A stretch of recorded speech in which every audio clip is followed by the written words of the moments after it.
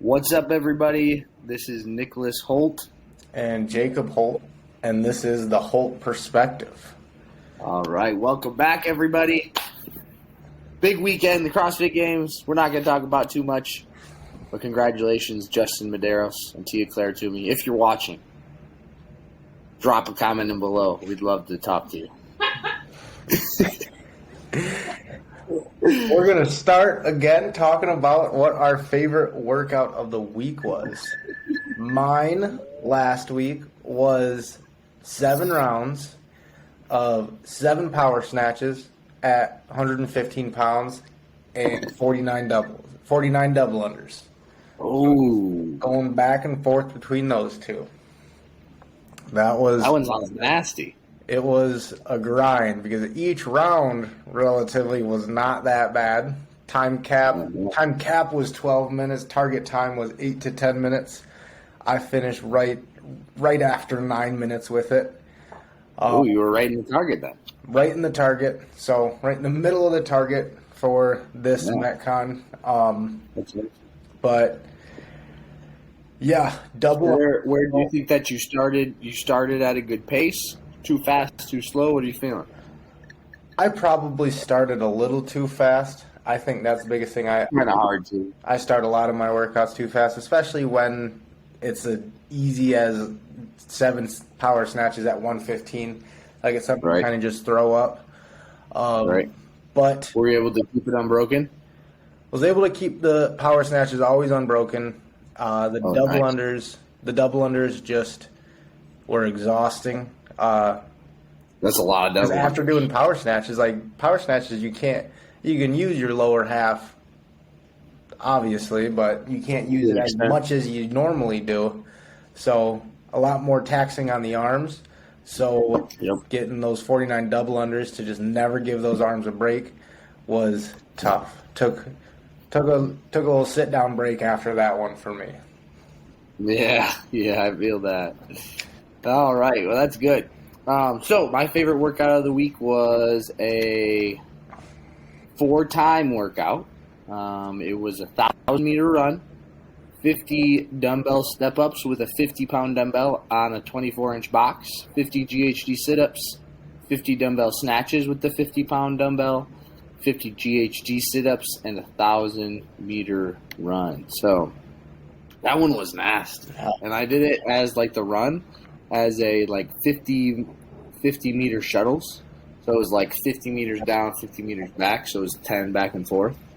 And it was gross because the run, you couldn't get too much momentum on because you had to just keep stopping.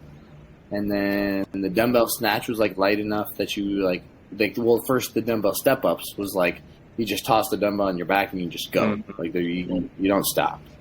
And then the GHD sit-ups, I like GHD sit-ups, so they were tough, but they were fun because I like GHD sit-ups.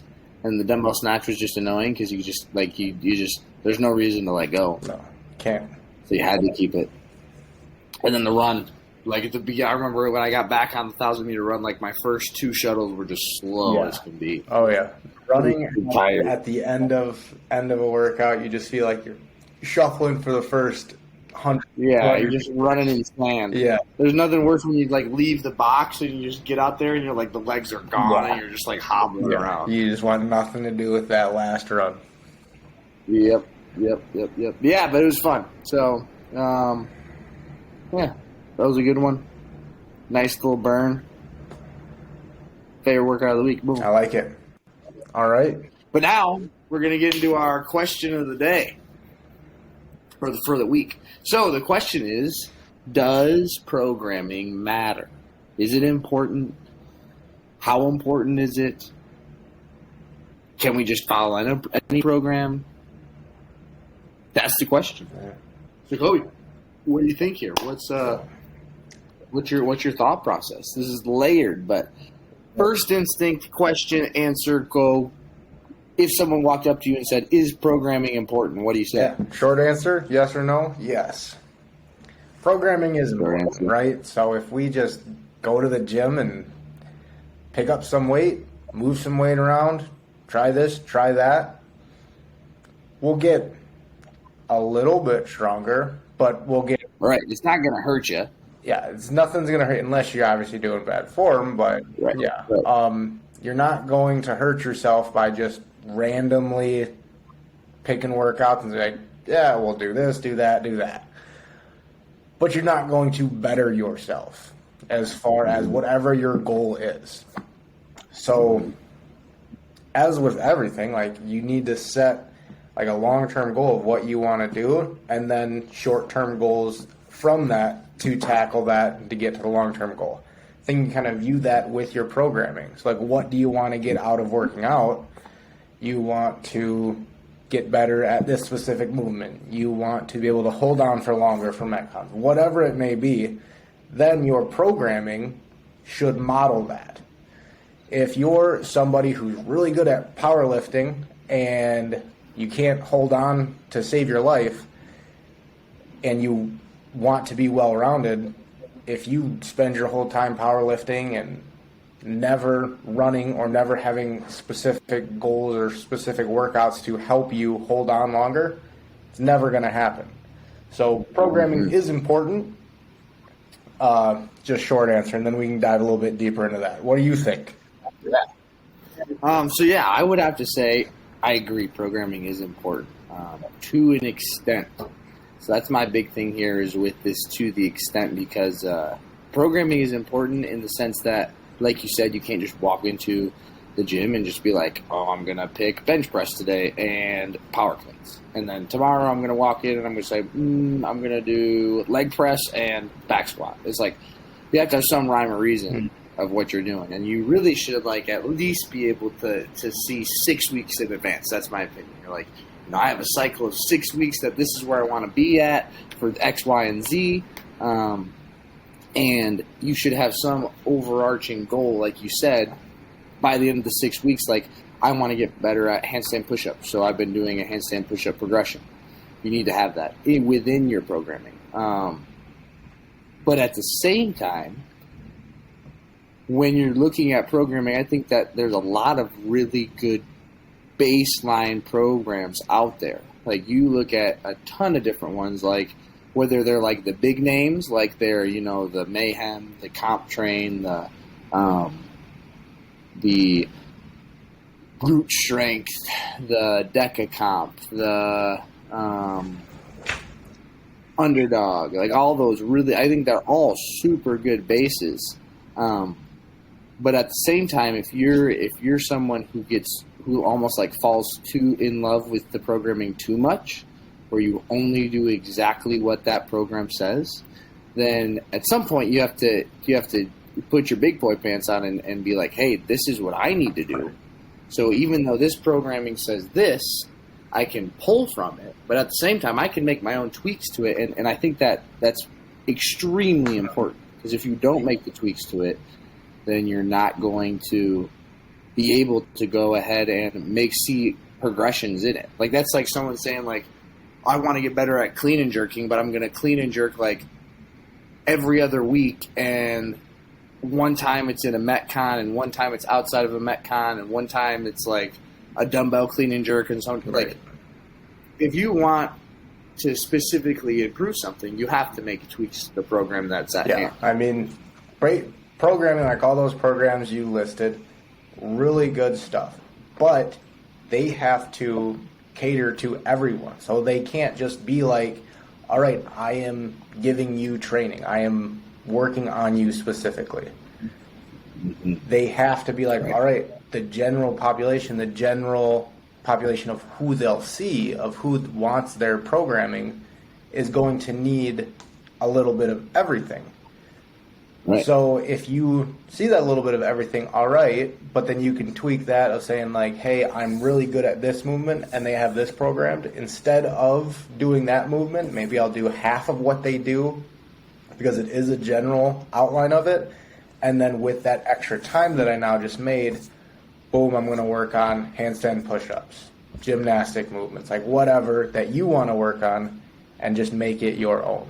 So you can't just blindly follow something, but following something is important. Right, absolutely. And I think that goes right into the next thing that I want to talk about. Like, yeah, you want to make tweaks to it, but at the same time, how much tweaking is too much tweaking? Because I think that in some people, and I think everyone does this to an extent, like, at the end of the day, you subconsciously pick the things you like. Right. You just do. So I think with that, you have to be super honest with yourself, and maybe even you have someone that checks in with your programming, and kind of like a person that's there to kind of see what you're saying. And you can be saying one thing, but you're like, hey, I really want to get better at chest to bar pull-ups. But then you look at the program and you haven't done chest to bar pull-ups in 2 weeks. It's like, well, do you really want to get better at chest to bar pull-ups, or you just say that? So I think that even the next level of it is to have somebody, whether it be a close workout partner, whether it be a coach at the gym, whether it be your individual coach, they should look at your programming as well. But you got to do a lot of the groundwork before that. You can't just like throw a program at someone and say, hey, check this out. You really got to take ownership with that program in order for that person to take you seriously and it be worth their time in general. I'll also add to that, where like with how much tweaking is too much tweaking, I would say you can get too much changing of the workout if you tailor it to be like, you know what, I want to have a good Metcon, so I'm just going to put in stuff that I'm really good at and then call it good. If you are constantly tweaking it to changing what you want to do with it, then you kind of turn into making your own programming, which is great because you're tailoring it to yourself and you know what your weaknesses are. And you're using that program as a platform. Like, all right, I don't know the first thing about programming, but I'm going to follow them, see what kind of patterns they get into, and then slowly make it my own, which is super beneficial. But in this day and age, who has the time for that? Not many people, if they're working a regular 40-hour-a-week job that is not involving fitness. So if you have the time for that, use that program as a base and then boom, change it away and get really good at programming yourself. Right. I think that's huge. Because at the end of the day, it's like you kind of like whatever's important to you, you're going to make time for. Like if it's important to you, you're going to be able to take 2 hours out of the week and tweak the programming to the way you like it. All right, so last thing, let's talk about one key takeaway. If someone was like talking to you about programming and how they should start tweaking things, what would you say? If you're looking at a broad frame of like a 6 week or a week, go ahead. What do you think? What you would say to that person who says, I want to start tweaking my program, but I don't know where to start? I think very broad. You'd start with, all right, in 6 weeks, what is the one thing you want to get better at? And now, right now in this moment, what is one thing that you are really, really good at? Every time, just for a short while, every time you see that thing that you're really, really good at, swap it out one for one for the thing that you want to get better at. That's not going to work long term because then you're never going to see the thing you're really good at and then you're not going to be really good at it anymore. But in that short while, and then you cycle through like, all right, I'm really good at clean and jerks. So now I'm going to swap that out. And then later on, I'm really good at deadlifts. All right, clean and jerks going back in the mix, and now deadlifts are out of the mix for that program. Yeah, absolutely. That's really good. And I also think that in the same breath, though, if you're only doing things that you don't like to do, you should give yourself some grace every once in a while and be like, hey, on Tuesday, I'm just going to rip this Metcon that I love to do, and I'm going to really enjoy it, because you can't just go to the gym and always do things that you suck at, because then you're never going to want to go to the gym. So at the same time, you should do that too. But yeah, last thing that I would say was I think that's super important is you should keep your programming with an emphasis on 2 things at a time, whether those 2 things be strength and gymnastics or whatever. 2 things you can really be focusing on, and then throughout the week you should have different time domains for every Metcon you do. You should not do like 3 Metcons that are all 3 to 5 minutes. Like, that doesn't make any sense. So different time domains. Focus on 2 specific things in your cycle for 6 weeks at a time. Boom. I think that's what we got. So, once again, I'm Nicholas. I'm Jacob, and we're the Holt Perspective. Thank you for joining.